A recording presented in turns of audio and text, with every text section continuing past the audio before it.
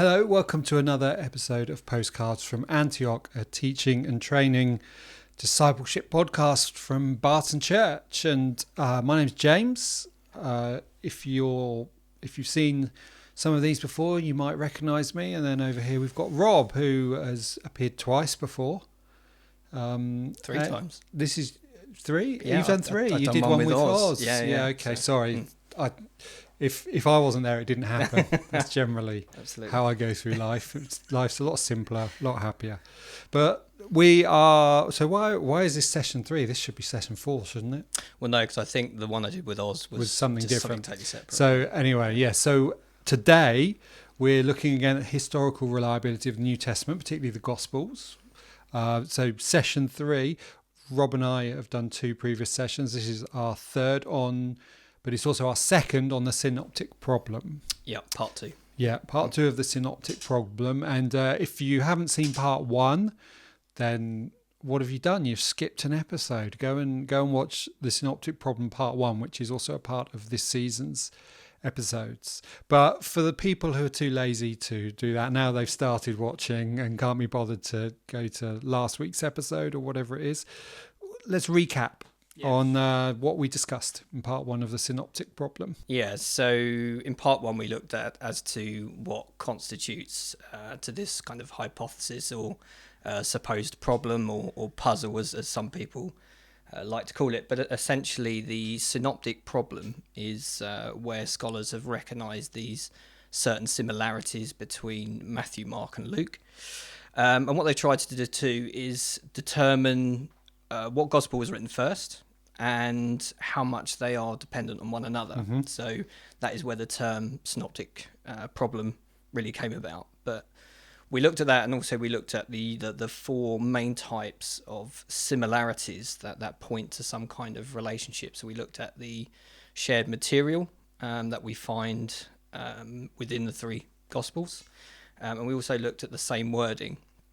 And that's wording that's found, which is so often alike, it kind of points to that type of relationship. We looked at the order, so the order of that shared material, and we also looked at, I think it was editorial and inserted comments that's found in exactly the same place in the Gospels. So we touched a lot on the order of the Gospels, and that was, like we said, heavily discussed previously. And we looked in the episode that we did of authorship and formation, we looked a lot on Matthean and Markan priority. That's right, so, yes. And we kind of looked, I guess, and you'll see today how relevant that is to the synoptic problem. Good. Well, so having analysed all this, we explored the different hypotheses, the different theories, I guess, of around the synoptic problem. It's probably, just to recap, we talked about this in the last episode. It's called the synoptic problem, which isn't a particularly helpful title because it implies there's a problem. Yeah. Where it's really, as you said, it's just what's behind the similarities and the differences and so on. So what are some of the different hypotheses? Yeah. So we looked at 4. We're going to look at the main sort of 3 today. So there is the Griesbach and the 2 gospel hypotheses, which in my view is just an updated version of the Griesbach. And that theory claims that Matthew was the earliest written gospel, and that was followed by Luke, and then Mark was written third. And then we have what is probably the consensus held by most scholars today. That's the 2-source hypothesis. Yeah. And that argues that Mark was the first written gospel, but they also used a source that was a non-Markan source, so a source that has been known as Q. So it's one that we haven't found, but they believe that there's a sayings document that is also used from Luke and Matthew. Some have also recognised that Matthew and Luke, they incorporate their own sort of unique material, so it can also be seen as the 4th document hypothesis as well. Yeah, okay. We also had the Farah hypothesis, which is the kind of new kid on the block, as Mark Goodacre, who's someone who backs this theory, calls it. And that's basically where it was introduced by a scholar called Austin Farah, and he challenged the concept of Q. So he argued that Matthew and Luke didn't use Mark independently of each other. He just contends that Luke used not only Mark as a source, but he also used Matthew, and just erases that need for a hypothetical source such as Q. Yeah. Okay. Does that make sense? Yeah. And when we look at the different hypotheses, what are the main areas where they deviate from one another, where they come together? Yeah, so it's a good point, because you'll find that when we evaluate the different proposals, what we'll see is that in some occasions there are sort of similar issues that are raised with each theory, but then you'll get on other occasions where they don't address a problem at all. So we'll see when we look at the three sort of main theories of the synoptic problem just mentioned as to how that sort of plans out. But when we look at each one, I'm not going to go through an exhaustive list of all the arguments. We're just going to look at highlighting some of the key arguments that they use and why they feel that theory best fits with the synoptic problem. Okay, great. Well, should we start with the two gospel hypothesis? Yeah, sure. So the two gospel hypotheses, so like I said, they contend that Matthew was written first, and then you've got the order of Luke, Mark, and then John. Yeah. So they will hold to Matthean priority on that. Mm-hmm. And I guess the arguments they use for the two gospel hypothesis is they affirm that obviously Matthew was written first, but Luke utilizes Matthew's gospel along with a considerable amount of this sort of non-Matthean source or material, and then you have sort of Mark writing third, and he utilizes both Matthew and Luke. Yeah. Okay. What he does is he conflates both of them, and he adds just a little bit of extra source material to his own, gospel. Yeah. And there are actually quite a few examples where we can see that we've got this sort of verbatim agreement between Matthew and Luke, which sort of suggests that Luke utilizes Matthew as his primary source. And we've got a good example here of the preaching of John the Baptist. So if you read Luke chapter 3, verse 7b to 9. Luke chapter 3, from the second part of verse 7 to verse 9. You brood of vipers, who warned you to flee from the coming wrath? Produce fruit in keeping with repentance, and do not begin to say to yourselves, we have Abraham as our father. For I tell you that out of these stones God can raise up children for Abraham. The axe is already at the root of the trees, and every tree that does not produce good fruit will be cut down and thrown into the fire. Cool, great. I'll read Matthew's version, which is chapter 3, the second part of verse 7 to verse 10.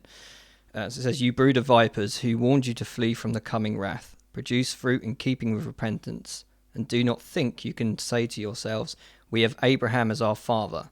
I tell you that out of these stones God can raise up children for Abraham. The axe is already at the root of the trees, and every tree that does not produce good fruit will be cut down and thrown into the fire.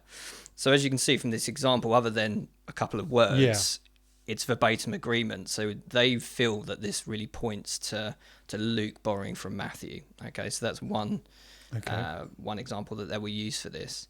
They also use something called mark and overlay. And that is where Mark includes a number of sort of literary material to his composition. And that basically contains many sort of significant and easily, what I'd say, identifiable and repeated words, which he uses throughout his gospel. And one of those words that he uses is the word again, or it's palin in Greek.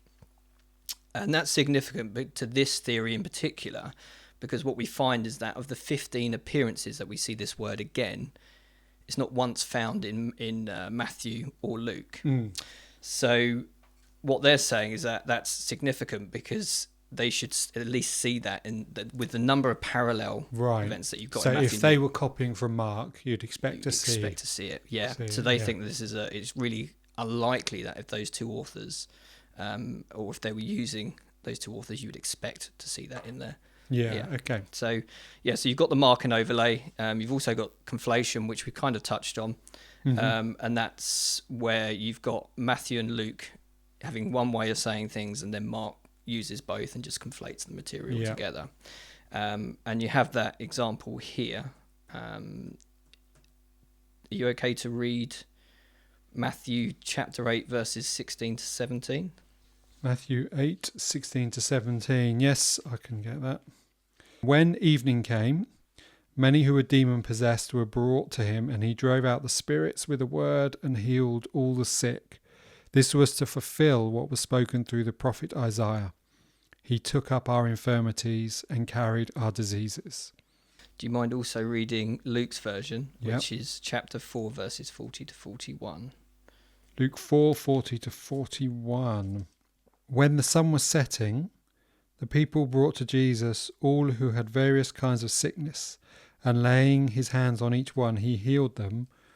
Moreover, demons came out of many people, shouting, "You are the Son of God." But he rebuked them and would not allow them to speak, because they knew he was the Christ. So I'm going to read Mark's version now. Yeah, okay. And that's chapter 1, verses 32 to 34. And it says, "That evening after sunset, the people brought to Jesus all the sick and demon-possessed.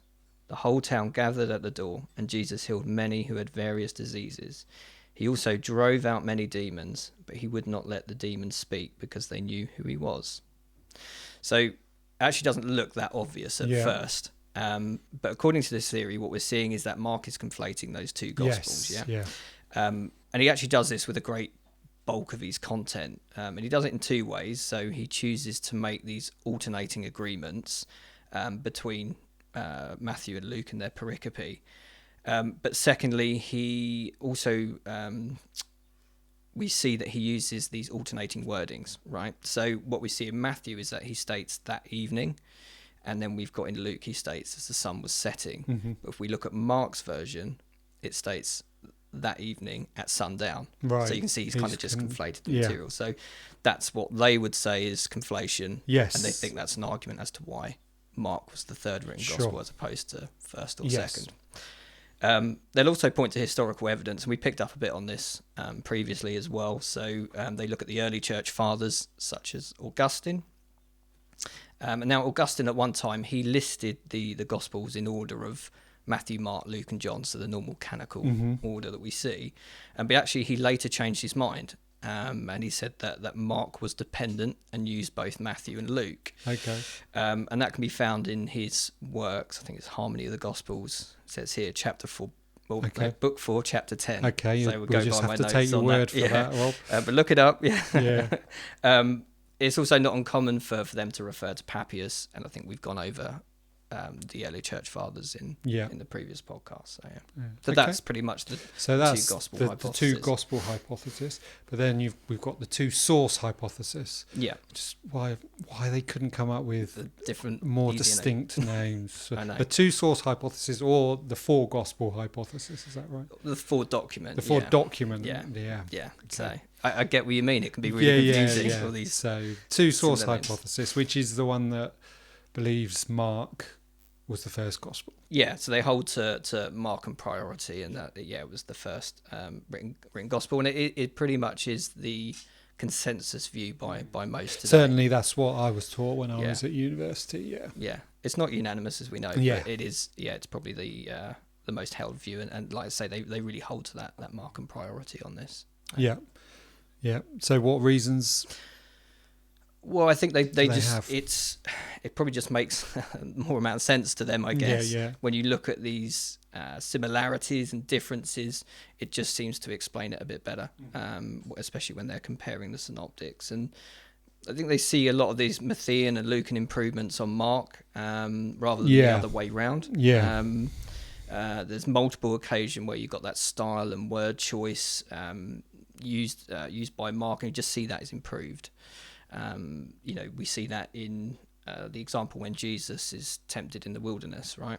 So if you go to Mark chapter 1, verse 12, we see he uses that Greek word ekbalo, and that basically means to kick out, to cast out, or throw out. And that occurs around 16 times in the Gospel of Mark. Well, if we see Matthew's version of it, he uses the verb anago, which is led up. And then you've got Luke, who uses the verb ago, that's led. So I think they would argue and say, well, if Mark's copying either Matthew or Luke, he would use why would he not use the softer term? Yeah. Ekballo tends to be a more you only ever really hear it when it's casting out demons and things like that. So it's more negative in its approach. So they would say, well, why has he changed it? Yeah, it doesn't really make much sense for Jesus being led. By the Spirit. The term's softer, isn't it? Kicked by the Spirit into the wilderness. That's quite an interesting choice. Yeah, quite. So that would make more sense to them to say, well, why change that to a negative term instead of the more softer term that Matthew and Luke have used? So it's a strong argument. And you have other arguments as well. You've got editorial fatigue, and that's one of the sort of clearer indicators of Markan priority. And this is where, when we're talking about editorial fatigue, this is where the author kind of inadvertently goes off track. They go off track on their sort of source that they're using, and they make these characteristic changes at the beginning. But what we find is that they then kind of reverse back into the source wording that they were using. So like they get distracted for a second or lose concentration. Yeah, and they start going back back to their natural habits. Yeah. And we see a good example of that. We won't read out the passage because it's quite long. But if for our listeners, if you look at Mark chapter 6, verses 14 to 29, and Matthew chapter 14, verses 1 to 12, we can start seeing editorial fatigue here with Matthew using Mark. And what we see is that in this particular passage, you see that Matthew correctly describes Herod as a tetrarch, whereas Mark is probably less accurately calling him a king. Yeah. But then what we actually see is Matthew drifts into Mark's wording later on in the passage. Right. And he also calls him king. Okay. So he's kind of reverted, gone back. Yeah. You also see, additionally, Mark confirms that Herodias wanted to see John killed. But Herod, he would listen to John. He would do this gladly. But in Matthew, Herod wanted John killed, and then he confirms that the king was grieved over John's death. So if he wanted him killed, it would make very little sense that he would grieve over it. Yeah. So it just goes to show that there is that kind of appearance of editorial fatigue where they feel that Matthew's used Mark, tried to change the bits to be more accurate, but has then kind of led back into Mark's source again. Okay, interesting. That makes sense. Yeah, interesting. Yeah, I think one of the other sort of strong arguments is this sort of unique and the material that's obviously omitted from Mark. So we've got 12 times in Mark's gospel where he mentions Jesus as teacher, and he I think it's another 9 times he refers to his teachings, but he's leaving out like the Lord's Prayer, the Beatitudes, the Sermon on the Mount, Sermon on the Plain. But those all appear in Matthew and Luke. Yeah, so why omit them? If Mark's copying, why leave out those very significant passages? And then you've got obviously material that's unique to Mark. So you've got that. I think we've looked at this before. The naked youth that runs off during Jesus' arrest, a really unusual passage. You've got the Jesus' healings in 2 stages where he puts fingers into man's ears. Yes, that's right. Yeah, and is it the puts mud saliva on on the his eyes? rubs his tongue. It's just really odd, isn't it? Yeah. So, so I guess the question is, what's more probable? Is it that Mark added it to his gospel after using Matthew and Luke, or is it that they just both saw that and thought they're not going to include it in left that out. Gospels? Yeah, so that's the kind of argument for Markan priority. Sorry. Yeah. But they also have the sort of non-Markan source, this Q source, which is their sort of big difference between the others. So what they kind of appeal to this non-Markan source, and they use it to account for the material that's common to Matthew and Luke, and that's material that they don't find in Mark. Yeah. So just to recap, I guess Q is short for the word Quelle, which is source in German. Yeah, that's right. Yeah. And it was German because it was founded by H.J. Holtzman, which we mentioned in the last podcast. But there's 2 major arguments for Q, and the first relates to the conclusion, obviously, that Mark was written first, but the second relates mainly to the composition of Luke. and we see that Matthew and Luke, they're dependent on Mark, but most scholars think that Luke made use of this Q source, the same that Matthew utilized it, and that explains why we're seeing. Why Luke is sort of following that narrative thread in Mark, and then we've got this kind of non-Mark material that's found in Matthew, but it appears in these different locations, so it's not the same point. It's like at different points in Luke and different points in Matthew. So they would question it and say, well, when you look at Matthew's gospel and how well structured it is, you have narrative discourse now. Well, if Luke is directly borrowing from Matthew, why is he taking that all apart and putting it in different places? So they've come to this conclusion, well, surely they're borrowing from another source but using it independently, but putting it in different places. So that's why they feel obviously the Q source is the best explanation for that. So hopefully that makes sense. Do you have any examples of the Q material? There's a good example of this where if we look at Luke chapter 7 verses 1 to 10, you've also got Matthew chapter 8 verses 5 to 13. Again, we won't read it, it's quite a long passage. But this story here, so this is just for our listeners, this is the passage that refers to the faith of the centurion. Okay, it's thought to be early tradition because we can also find it in John's gospel as well, which kind of points to that John probably knew about the synoptics.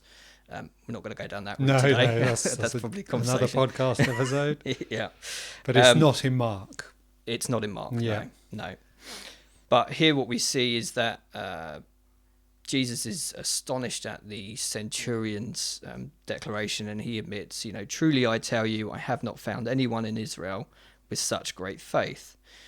Well, we don't see this mentioned in Luke's version, but then we get, interestingly, in Matthew's version, he extends it and he says, I say to you that many will come from the east and the west and will take their places at the feast with Abraham, Isaac and Jacob in the kingdom of heaven.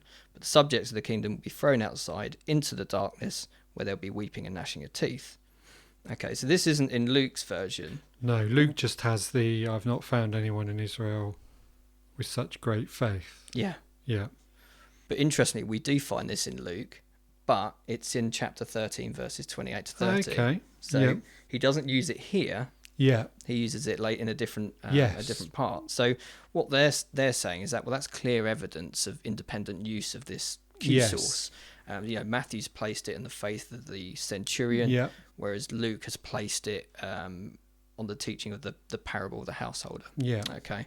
So the argument would be, of course, well, if Luke's using Matthew, why would he have removed this? Why would he have put it into a different part of his gospel when it probably fits better the way Matthew's done it? Yeah. Sure. So that would be another good argument or strong argument as to why they believe that the Q source exists. Yep.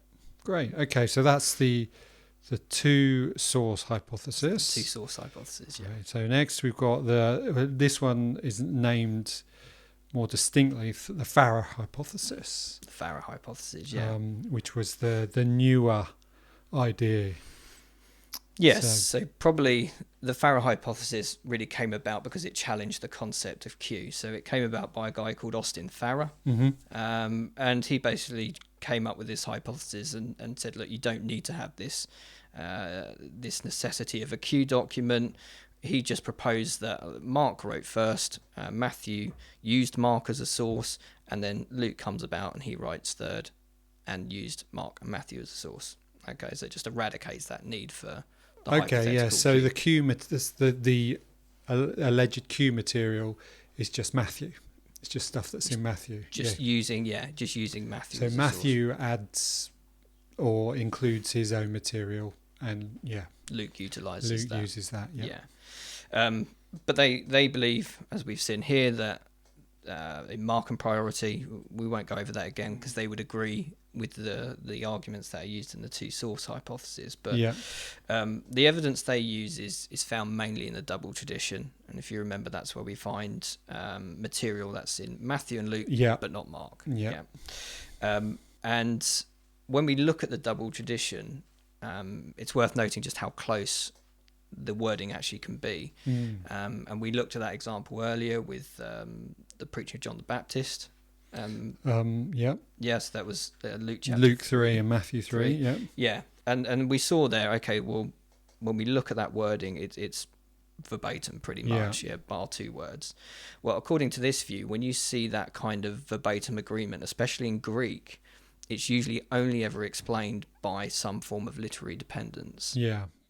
So the question here, I guess, is, well, where does that literary dependence come from? Is it a direct link from Matthew to Luke, or is it indirect? Is Luke copying from Matthew, or are they both using a Q source? But they will just argue that, look, the closer the two works are, it becomes just more likely that someone's used their version. So is that Matthew using Luke, or is that Luke using Matthew? But when you look at the triple tradition, so that's where you have Mark, Matthew, and Luke material that we find in their Gospels. They're actually never as close to each other as they are in the double tradition. So that suggests that Luke. So Matthew and Luke are more similar to one another than they are to Mark's version. Yeah, absolutely. And we see actually a good example of that on obviously the John the Baptist preaching. But I think one thing we'll also notice is the shape of Luke's gospel and actually how that resembles Matthew. I think that's just a way that probably isn't a coincidence. And they will argue that. If we look at Mark, for example, he starts with, goes straight into it, John the Baptist preaching, and he ends with the empty tomb, assuming that you agree that it finishes at verse 8. But what we see with Matthew and Luke, they both begin with the birth narratives, and they set Jesus's sort of miraculous birth in Bethlehem. You've got fulfilled prophecy. You've got these great signs, and then they fast forward to John's preaching. But they don't stop where Mark stops, so they carry on with the resurrection appearances and obviously Jesus's commissioning of the disciples. So you can see they're all quite in sync with one another and how they lay out their gospels. But there's also a direct link when we look at certain passages, and to get a better understanding on why they think Luke knows Matthew's work, we can see at times where Luke has shown the knowledge of Matthew and he edits the work of Mark. And we can read this. Let's look at this exact example. So if I can get you to read maybe Mark chapter 1 verse 7 to 8. So Mark 1, 7 to 8, and this was his message. So John the Baptist. After me comes the one more powerful than I, the straps of whose sandals I am not worthy to stoop down and untie. I baptize you with water, but he will baptize you with the Holy Spirit. Cool. And I'm going to read Matthew chapter 3, verses 11 to 12. So I baptize you with water for repentance, but after me comes one who is more powerful than I, whose sandals I am not worthy to carry. He will baptize you with the Holy Spirit and fire. His winnowing fork is in his hand, and he will be clear his threshing floor, gathering his wheat into the barn and burning up the chaff with unquenchable fire. Are you okay to read Luke chapter 3, verses 15 to 17? Luke 3:15. The people were waiting expectantly and were all wondering in their hearts if John might possibly be the Messiah. John answered them all, I baptize you with water, but one who is more powerful than I will come, the straps of whose sandals I am not worthy to untie. He will baptize you with the Holy Spirit and fire. His winnowing fork is in his hand to clear his threshing floor and to gather the wheat into his barn, but he will burn up the chaff with unquenchable fire. Cool. Thanks, Dylan. Okay, so all three synoptics here, they mention that Jesus is mightier than John. And he's not worthy to untie Jesus' sandals. But what we see here is that both Matthew and Luke, they add that extra part at the end at exactly the same point. So there's this kind of continuation of John's prophecy that's not found in Mark. So the question is, well, and it's actually probably a question that come up when I was reading through this, is actually, well, how do we know actually that Luke is borrowing from Matthew and it's not the other way around. Yeah. Yeah. Yeah. So in order to kind of answer that, we look at any sign of editorial fatigue again. Okay. Yeah. It's like we looked at earlier. So do we see any editorial fatigue in Luke when he's editing Matthew? And one of the best examples of this is the parable of the talents in Matthew. Yeah. And that's paralleled by the parable of the miners in Luke. Mm-hmm. Again, won't read this. It's quite a long passage, but if anyone wants to pause and read the parallel passages, it's Matthew chapter 25, verses 14 to 30, and Luke chapter 19, verses 11 to 27. But to give an overview on that, so Matthew's is the better known version that has 3 servants who receive 5 talents, 2 talents, and 1 talent. So the one who receives 5 talents makes 5 more. The one who receives 2 talents makes 2 more, and the one who has received 1 talent hides it. Yeah. And those who have made more money are commended, and the other who has buried that 1 talent is condemned, isn't he? Well, in Luke's version of the parable, you've got 10 servants. Right? Yes. And each of them is given 10 miners. Okay. And Luke uses that 10-to-1 ratio. I didn't know that, but he uses No, it quite a lot okay. in his Gospels. Okay, yeah, And what we see is that change is not sustained throughout Luke's Gospel. Okay. And he kind of drifts back into Matthew. So instead of having these 10 servants, we end up with 3. So we've got the first, the second, and the other. Okay. Yeah. With me at this stage? Yeah, yeah. Yeah. So further in Luke's parable is that we've got the first 2 servants who receive cities as their reward. Yes. Okay. The first receives 10 and the second receives 5. If we go back to Matthew, they're just put in charge of many things. Yes. Okay. Yeah. As we get to the end of the story, we see that Luke starts to share Matthew's storyline. Okay. So when we go to Matthew 25, verse 28, it says, "So take the bag of gold from him and give it to the one who has 10 bags. And when we look at Luke's version in chapter 19, verse 24, he says, "Then he said to those standing by, take his mina away from him and give it to the one who has 10 minas." Okay. Okay. So you'll notice that in Matthew, that makes perfect sense. Yeah. But actually, it's problematic for Luke. And the reason it's problematic is because with Luke's servant, he actually has 10 cities now. So Yeah. a pound extra is nothing, right? Yeah. Yeah. And additionally, if you go back to Luke chapter 19, verse 16, it says, "Your miner has earned 10 more." So he actually has not 10 miners, he's got 11. So you can kind of see the editorial fatigue creep back in again. So he should have had 11 miners, not 10. Okay, Yeah? I see. You with me? Yeah, I'm with you, yeah. So it's just cases like that where we can kind of see that there's editorial fatigue. So it points more to the direction of Luke. Yeah, using so Matthew Luke was as opposed to the other copying way around. Matthew, but Yeah. got tired. All that writing. Yeah, I understand that. I think it's really, I mean, this is an aside, but kind of the human process and the humanity of the authors, and how, I suppose, from my perspective, God sort of uses us warts and all, I suppose. Yeah. You have to appreciate it didn't have computers back exactly. then. So it wasn't That's as if right. you could just, And I mean, they didn't even have a nice compact Bible they could flick through. It was scrolls, these wasn't big it? scrolls of parchment, that I had to go through. So this is not uncommon. For that any books of antiquity, you see this all the time. Yeah. So it's quite interesting to see it in the Gospels, and it just we can just see these kind of like I say, these editorial fatigues, but we see it in other works of antiquity as Absolutely, yeah. Okay. Well, we also mentioned in the previous episode the oral tradition. We did. Which was another way of looking at the synoptic problem. Tell us about the oral tradition. Yeah, so the oral tradition is very much away from the other type of 3. The other 3 hypotheses, in the sense that it doesn't focus a lot on the literal dependence, but actually focuses a lot on oral tradition, so what's passed down. And that could answer a lot of what we see in Q, for example.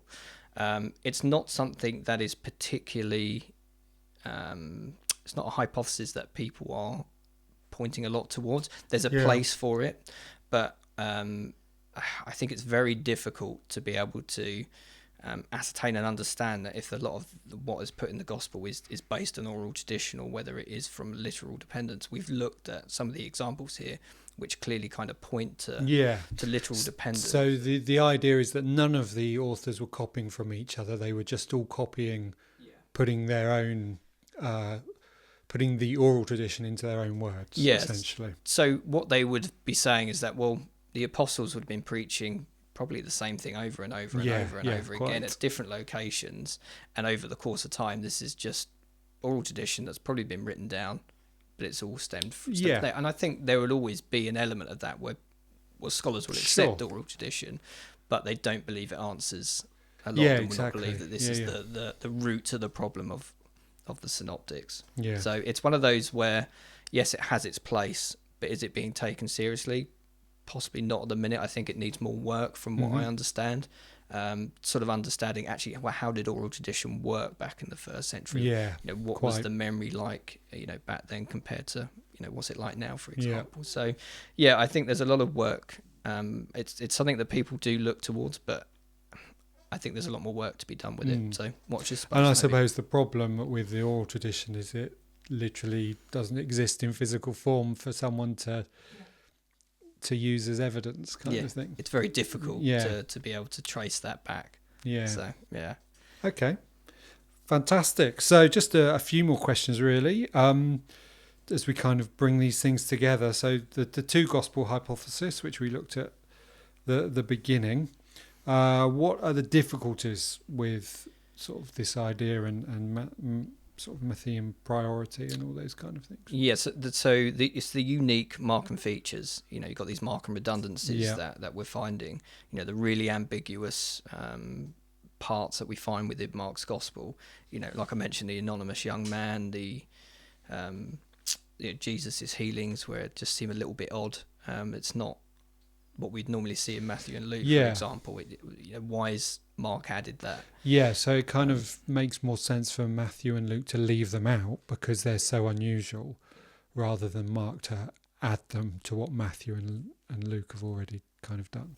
Or just improve them, iron them out a little bit. And I think that's the difficulty that these guys face. I think they need to provide a more plausible explanation as to, well, why would you leave out the Sermon on the Mount? But include an anonymous young man that runs naked. It's just very, it's something they need to, I think, they need to come up with a solution for that. You've also got the testimony of the early church fathers that they use on this. To what extent can we find those reliable? We covered it a lot in the first podcast, where there were certain questions surrounding the early church fathers' testimony. So that's probably why it's led a lot of scholars not to focus on the external evidence, but more the internal, which does tend to point more towards Markan priority as opposed to Matthean priority. Okay. And so the two source hypothesis, which essentially the two sources being Mark and Q for Matthew and Luke, and the Farrer hypothesis, which does away with the Q source altogether. What is it that I suppose has led Austin Farrer to decide there doesn't need to be a Q? Well, I think that the difficulty with it is we don't have any manuscript evidence of a Q source. So it's really difficult to determine if it exists without that. I think unless it's discovered, it becomes a bit of an anomaly, really, as to whether we can trust that as the reasoning behind it. But majority of New Testament scholars, whether they've studied the synoptic problem or not, do tend to believe in some form of an existence of a source that's attributed to Q. Q is supposed to contain, I guess, more than just sayings. It does have some narrative to it as well. But it is a document that's more recognised with Luke as opposed to Matthew. But, the Farrer and even the two gospel hypotheses, they fundamentally disagree with it. They do everything they can to disprove the existence of it. So it's, I think, unless we do find evidence that, I think it's very difficult. Absolutely. And it may just be, this is just a complete theory. It could be that, we mentioned in a previous podcast about the oracles written from Matthew was written in the Hebrew language. And it could be something as simple as that Matthew had this sayings document that he wrote in Hebrew, which could have been the Q source, and maybe as Matthew compiled his gospel, that there was just no need to keep it because it was all within the gospel, and it may have just been lost over there. I mean, that's a theory, but it could just be something like that. So, but we won't know. We'll never know. Maybe one day. Maybe one day. That's right. Figure it out. Maybe there's a clay pot somewhere. Yeah. somewhere in a cave somewhere. Yeah. That's right. Yeah. Okay. So we understand. We've talked about really what are the reasons for the similarities. Why are there all these similarities between the three Gospels? What do the different theories do about the differences? Where you have, say, Matthew and Luke agreeing and Mark doing his own thing. Yeah, so we haven't actually really gone on to this, but this is what's known as minor and major agreements. So this is where sort of Matthew and Luke have agreed against Mark. And actually this does pose a problem for the two source hypothesis, because it points more to the fact that Luke has in fact used Matthew as a source. Okay. And the reason for this, as it is with major agreements, is that they think it's unlikely that Matthew and Luke arrive at similar changes without there being some form of dependency. So if they're agreeing in the same places at the same time against Mark, it suggests that there probably is some form of dependency on each other. Some of these could be explained by the assumption that Matthew and Luke are just improving the sort of language or the grammar of Mark. So some of that can be explained with that, but there is a number of agreements which do still remain unresolved. Probably the most common example of that is where Jesus is mocked. Mm-hmm. Maybe we can read that. It's quite a short passage. So sure. Are you okay to read Mark chapter 14, verse 65? Yep, Mark 14:65. Then some began to spit at him. They blindfolded him, struck him with their fists, and said, "Prophesy." And the guards took him and beat him. Okay, I'm going to read Matthew chapter 26, verse 67 to 68. Then they spit in his face and struck him with their fists. Others slapped him and said, "Prophesy to us, Messiah. Who hit you?" And do you mind just reading Luke 22, 63 to 64? The men who were guarding Jesus began mocking and beating him. They blindfolded him and demanded, "Prophesy, who hit you?" Thank you. So this passage is actually quite interesting because, and the reason being for that is because it's part of the Passion narrative. Therefore, because it's part of the Passion narrative, the minor agreements actually can't be accounted for by the use of Q. And the reason for that is that we know Q is a saying source, but the majority of scholars and defenders of Q have all confirmed that the death of Jesus is not included in that. Yeah, because all of the Gospels cover that. Yeah. And so there's no account of this Passion narrative in Q. So when we look at the words, well, who hit you? We see they occur in both Matthew and Luke, but they're not in Mark. Yeah. Okay. So what we see is that Matthew is clarifying this event in the Markan scene, and we see that Jesus is taunted with that demand of prophesy, and then what Luke's doing is he's simply following Matthew and just adds more clarity to that description, and he says they blindfolded him. Yeah. But those who hold to the two gospel hypotheses, what they'll say is well, actually what we're seeing is that Luke has just concluded from Matthew's gospel and that Jesus was blindfolded at the time of his mockery. And then Luke just adds that detail to the text and just elaborates his version and just makes the context of that question, who hit you, just more understandable to his readers. Oh, I see, yes, yeah. But then what we find with Mark, if he's written third, well, he understands that detail in Luke of who blindfolded.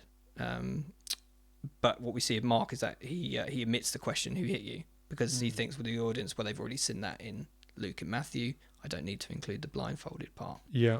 Okay. But that is troubling to those who hold to the Q theory because they see that literary dependence at the same time. Yeah. So they'll openly admit, they say this is the most vulnerable part of their argument is the minor agreements, and that's something that does appear to be problematic for them. It is something they need to obviously think of a solution for. Yeah. But that's probably the hardest argument against the two source hypothesis. Okay, and so that kind of leads naturally, I suppose, plays into the hands of those who hold to the Farrer hypothesis. What are there any particular reasons why the Farrer hypothesis is not sort of accepted as the clear answer to the synoptic problem? Yeah, so the guys who hold to the two source hypothesis, they'll argue that, well, if Luke made use of Matthew, then what happens to the Jesus tradition that's only found in Luke? Okay, and additionally, where did Matthew get all of his Jesus tradition? You know, you got the parable of the wheat and the weeds, the parable of the pearl, or the parable of the unforgiving servant. So they feel that there's no escaping Q. That's just due to the sheer amount of material that is attributed to Matthew and to Luke, that just appears in different locations and has just been edited in their own ways. Yeah. Okay. So again, they need to find an explanation as to why you've got these independent usage in Matthew and in Luke that they don't use with each other. Because there's certain parables in there that you think that Luke would probably use and would fit well with his gospel that Matthew's using that he hasn't. Yeah. Okay. All right. Well, that's quite a good sort of overview and going through and summing up of sort of where we've been going over the past couple of sessions with the historical reliability of the Gospels. How would you bring it all together, Rob? Come on, bring us home. Land the plane. I'm hoping that's kind of put everything together. Yeah. Everything together. Actually, when I first heard about the synoptic problem, I read an article and it suggested avoid the synoptic problem at all costs. It is both complex and in some aspects completely irrelevant. And you know, like when you see you walk past somewhere and you see this sign that says wet paint don't touch, and you just have to touch it, right? That kind of what it was like for me a bit. And I disagree with it saying it's irrelevant. It's not. I think you've got these similarities and differences in the Gospels. You know, that's fascinated readers of New Testament. It's really interesting. Yeah. I mean, I think it's it's what's the word? It's intriguing. Yeah, it intrigues scholars. It still does today. You know, people are still trying to battle the synoptic problem, trying to find a solution to it. You know, I think each one has compelling arguments. They all have their flaws as well. There's a lot of questions that remain unanswered. So I think to come to any kind of consensus is pretty difficult at this stage. But the reason I really like the synoptic problem, why I've sort of dived into it, is because probably from a personal battle as well that I've had with the Bible and you know, the reliability of it. Can we trust it? You know, what do we mean when we say inerrancy? Is it inspired? These are the type of questions that continue to still battle with, and I'm hoping over the course of time keep studying, you keep uncovering new things, and just found that learning about the synoptic problem can really help sort of identify those similarities and differences in the gospel accounts. And actually, why do we see differences as well? And just learning about different writing styles and not trying to compare the techniques and how they did things in first century Israel compared to what we do today. Absolutely, yeah. It's helped me get a better understanding on the reliability of the Gospels. And I'd say, you know, for anyone wanting to improve their knowledge on the Gospels, have a look at the synoptic problem. Yeah, absolutely. It's a really good way of becoming familiar with the spines of each of the Gospels, what's important to the authors, and you're always going to have moments where, you know, someone makes reference to a parable or something, and it will be of interest to you that, I know that, and I know that's only in Matthew, for example, or something like that. And it's interesting. And I think the thing I found is that it's really not something to be afraid of, which is, as you've pointed out, it's because I think the whole when you kind of suggest to some people that as you say, there are differences in the gospel, some people that really bothers them. It's like a threat to their faith, so they push it away, they pretend it's not true or whatever. But actually, I think as you've demonstrated, when you dig into it, it provides answers rather than creates more questions. I mean, obviously, you're never going to, as we know, there is no, well, this is the answer as to exactly which gospel came first, all that. We've kind of the discussion has been, well, we don't know, but it does provide answers as to why there are differences and why it's not actually, it doesn't undermine the core message of Jesus. Yeah, I think there are explanations there. There are, good theories that can account for a lot of these differences that we see. I guess the one thing for me is that, like I mentioned there, how do we define inerrancy? It doesn't have to be, it's not like there can't be small mistakes in there. That I think so long as for me, inerrancy is the teaching in what it affirms to be true. I think a lot of that is true within the Bible when you read that, and I don't think if you find these little odd discrepancies, we don't need to be threatened by it. Absolutely, that's my sort of what I can kind of take away from it. And thank you, Rob, because you're giving us tools to handle those kind of things and provide answers to people and make our faith based on the right things, I suppose. That's great. It's great to be here.